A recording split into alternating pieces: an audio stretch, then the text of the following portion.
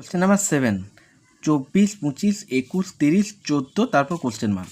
তো এখানে নাম্বারটা যেটা দেখতে পাচ্ছি কি হচ্ছে, 24 থেকে 25 বলবে 1 বেড়েছে, 25 থেকে 21 বলবে 4 কমেছে, আবার 21 থেকে 30 বলবে 9 বেড়েছে, আবার 30 থেকে 14 বলবে 16 কমেছে।